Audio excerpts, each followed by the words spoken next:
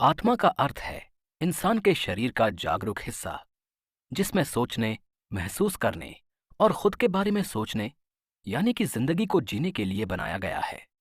लेकिन आज भी वही पुराना सवाल कि अगर आत्मा है तो मृत्यु के बाद वो कहाँ चली जाती है और उसके साथ क्या होता है। सदियों से हर इंसान के दिमाग में एक सवाल पनप रहा है, जिसके बारे में कोई खुलकर बात नहीं करता कि आखिर ये इंसान और जानवर अचानक से कहां से अस्तित्व में आ जाते हैं, पैदा होते हैं, जिंदगी शुरू करते हैं, अपनी कुछ इच्छाओं को पूरा करते हैं, कुछ काम करते हैं, अपने लिए एक बेहतर जिंदगी बनाते हैं और फिर अचानक से जबरदस्ती उन्हें मृत्यु दे दी जाती है। जो उन्होंने सोचा होता है, जो इच्छाएं बच गई होती हैं, उन्हें अधूरा छोड़कर वो मृत्यु को प्राप्त हो जाते हैं। ऐसा क्यों होता है? कुछ लोग तो पैदा होते ही कुछ वक्त बाद मर जाते हैं। तो क्या ये आत्माएं इस धरती पर ऐसे ही आती हैं या इनके आने का कोई मतलब, कोई मकसद होता है? इसके जवाब में वैज्ञानिकों का कहना है कि इंसान या किसी जानवर के पैदा होने का कोई मकसद नहीं होता और न ही कोई आत्मा होती है। ये शरीर तो बस एटम्स और मॉलिक्यूल से मिलकर बना है।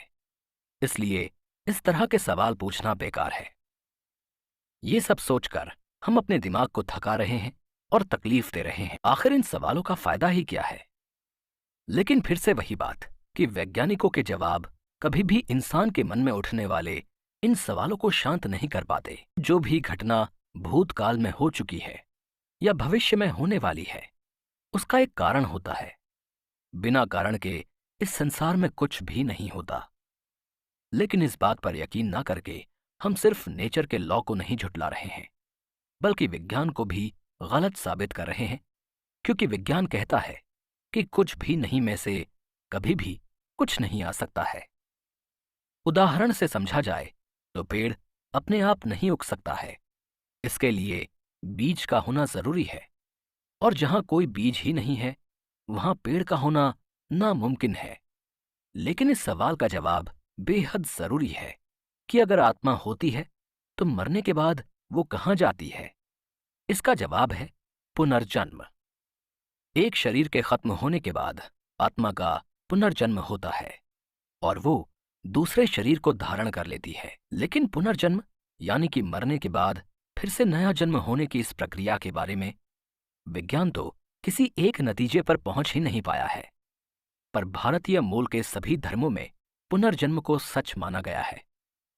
यहां तक कि आत्मा के अजर अमर अस्तित्व को लेकर हमेशा चुप्पी साधे रहने वाले बौद्ध और जैन धर्म भी पुनर्जन्म की संभावना को सच मानते हैं।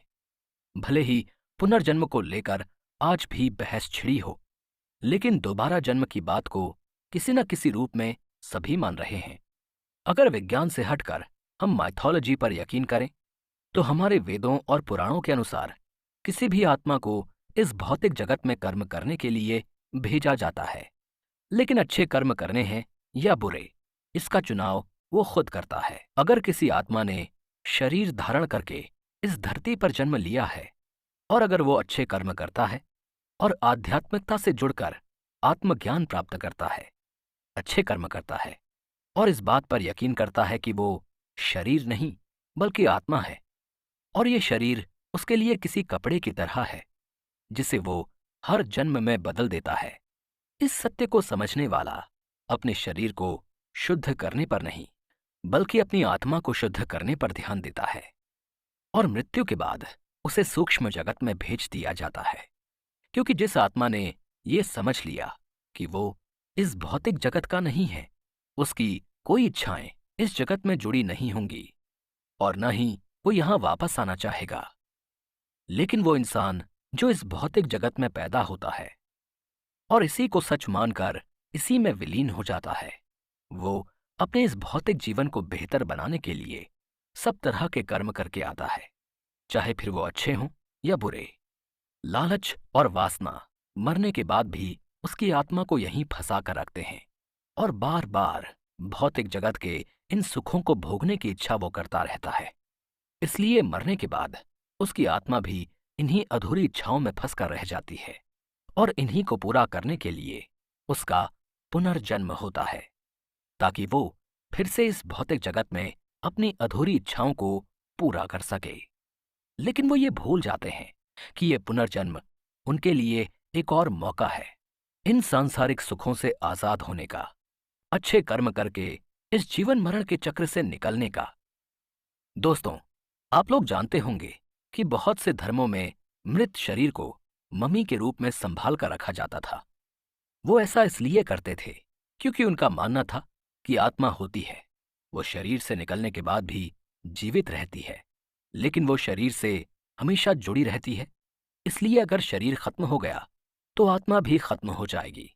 उनका मानना था कि अगर मृत शरीर का कोई अंग चोटिल है तो आत्मा का भी वो अंग चोटिल होगा, क्योंकि आत्मा भौतिक शरीर का ही दूसरा रूप है। इसलिए जैसे भौतिक शरीर के अंग होते हैं, वैसे ही जीवात्मा के भी अंग होते हैं।